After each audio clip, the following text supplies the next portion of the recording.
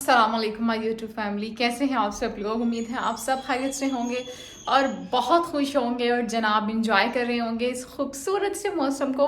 और जाहिर है कोई प्लानिंग हो रही होगी यार कि यार हम यहाँ घूमने जाएं। वैसे छुट्टियाँ हुई थी अभी लास्ट डेज में, लेकिन अब वो ख़त्म हो चुकी हैं अनफॉर्चुनेटली। तो अब जो है यूनिवर्सिटीज़ और स्कूल्स के जो स्टूडेंट्स हैं वो कहते होंगे यार ये क्यों मौसम जो है वो अभी तक ठंडे का ठंडा ही है और छुट्टियां हमारी ख़त्म हो गई। किस तरह की छुट्टियां थी, ना हम कहीं घूमने गए, घर में ही सर्दी को एंजॉय करने की कोशिश करते रहे, लेकिन सर्दी में इतनी ठंडक थी कि हम उसको भी ठीक से एंजॉय ना कर सके। तो गाइज आज जो है हम लोग जो है इस मौसम में खूबसूरत वेदर में जो है आपको जो है वेलकम करते हैं गुल कामिल वाइब्स में। तो वीडियो जो है आज की उसका कंटेंट डेफिनेटली जो है वो थंबनेल आपको बता देता है कि इस वीडियो में हम क्या बात करने वाले हैं और किस टॉपिक पर बात करने वाले हैं। तो हम लोग जो है वो टाइम वेस्ट नहीं करते, तो वीडियो की तरफ चलते हैं।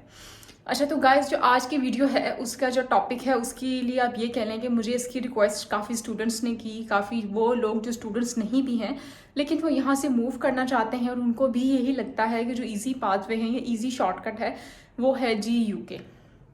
तो यूके के पॉइंट ऑफ व्यू से जो है वो इस तरह की जो है वो बातें मेरे से पूछते थे, क्या ये वाकई ही अच्छा कंट्री है, हम यहाँ पे सेटल हो सकते हैं, यहाँ पे मूव हो सकते हैं, इसके जो है वो हमें आगे जाके जो है वो वाकई प्रॉपर बेनिफिट्स ही मिलेंगे, इसके कोई ऐसे ड्रॉबैक तो नहीं है। तो गाइस पहली चीज़ तो ये है कि ये यूके जो है वाकई वो अच्छा कंट्री है जिसमें आप इजीली मूव हो सकते हैं। लेकिन जब हम यूके में मूव होने की बात करते हैं तो कुछ टर्म्स एंड कंडीशंस आ जाती हैं जिसको बहुत से जो है वो लोग पूछते हैं कि मिस इस तरह से अगर हम करते हैं तो क्या हमारा काम हो जाएगा। तो उन टर्म्स एंड कंडीशंस या उनकी तरफ अगर हम लोग जाते हैं बात करते हैं तो उसके लिहाज से मैं यही आपसे कहना चाहती हूँ कि सबसे पहला जो हर एक को जिसका उससे पाला पड़ता है वो होता है जी आइल्स। आइल्स का टेस्ट देना पड़ता है और वो उसके बगैर आप डेफिनेटली यहाँ से नहीं जा सकते और मूव नहीं हो सकते। आइल्स आपको करना पड़ता है। तो आइल्स के लिए जो है उसका अल्टरनेट क्या है, जो मैंने बोला है कि आइल्स के बगैर आप यूके जा सकते हैं। आइल्स के बगैर यूके आप इस सेंस में जा सकते हैं कि आप कोई और टेस्ट, कोई और ऐसा टेस्ट जिसमें कि आइल्स इन्वॉल्व ना हो। लेकिन पहले ये हो रहा था कि जो दूसरे ऐसे टेस्ट होते हैं जैसे कि लैंग्वेज टेस्ट है, ऑक्सफोर्ड का टेस्ट है, वो एक्सेप्ट हो रहे थे जो ऑनलाइन मैनेज होते हैं। उसमें ये होता था कि listening, reading, writing and speaking, ये सारे मॉड्यूल्स ही जो है वो बच्चा मैनेज करवा रहा होता था। वो बेसिकली मैं ई सोल की बात कर रही हूँ जो मैनेजेबल होते हैं, तो जो कि सेंटर में नहीं होते, घर पे होते हैं, तो आप उसको कर लेते हैं इजीली। तो ये एक बड़ा अच्छा चौका छक्का वो लगा रहा था कि वो उसको जो है वो मैनेज कर रहे थे और वो उसके ज़रिए वो जा रहे थे। उसके बाद अचानक से जो टर्न लिया यूके वालों ने जो 2024 में, वो ये लिया कि विदाउट आइल्स। तो अभी भी वो लोग चाह रहे हैं कि आप लोग हमारे पास है, मोस्ट वेलकम, बिल्कुल आप आए, हमारा कंट्री एक्सप्लोर करें, जॉब करें, अर्निंग करें, हमें भी दें। लेकिन आइल्स जो है अब वो सेंटर बेस आइल्स की बात कर रहे हैं, वो ऐसा आइल्स जो कि सेंटर में होता है, उसमें जो है आपका कोई भी ऐसा अब टेस्ट एक्सेप्टेबल नहीं होगा विदाउट आइल्स की मैं बात कर रही हूँ, जो कि ऑनलाइन मैनेज हो सकता है, घर बैठे मैनेज हो सकता है। यूके वर्क परमिट के लिए ऐसा टेस्ट जो कि सेंटर बेस होता है, वो कोई भी टेस्ट हो विदाउट आइल्स वो आपका एक्सेप्टेबल होगा। ये वर्क परमिट की बात हो रही है। तो आप इस चीज़ को देख लें कि अगर आइल्स नहीं करते तो फिर भी आपके लिए जो ऑप्शंस हैं उसमें ये चीज़ें आती हैं। और अगर आप स्टडी पे जाना चाह रहे हैं तो इसके अभी भी ऑनलाइन टेस्ट एक्सेप्ट हो रहे हैं जो कि आप घर बैठ के ही करवा रहे होते हैं या खुद कर रहे होते हैं, वट एवर जो भी होता है, तो वो इसके अभी वो भी एक्सेप्ट हो रहे हैं। लेकिन जो वर्क परमिट है उसके लिए सख्ती से ये बैरियर लग गया है।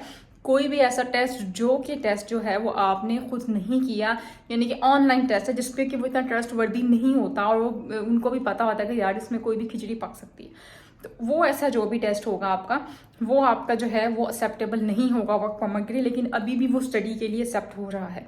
तो जो भी वर्क परमिट के लिए जा रहा है या जाना चाहता है, मेरी दुआएं उनके साथ हैं, मेरी नेक तमन्नाएं उनके साथ हैं। आइल्स से तो उनकी जान छूट के लगे। आइल्स जनरल की रिक्वायरमेंट होती है 4.5 not less than 4 in each module. तो ये इस तरह का क्राइटेरिया होता है उसका। मुश्किल तो इतना नहीं होता, इजीली हो जाता है, लेकिन जाहिर है फिर भी क्योंकि रिक्वायरमेंट है उसको मीट करना होता है, देखना होता है, तो दिस और दैट।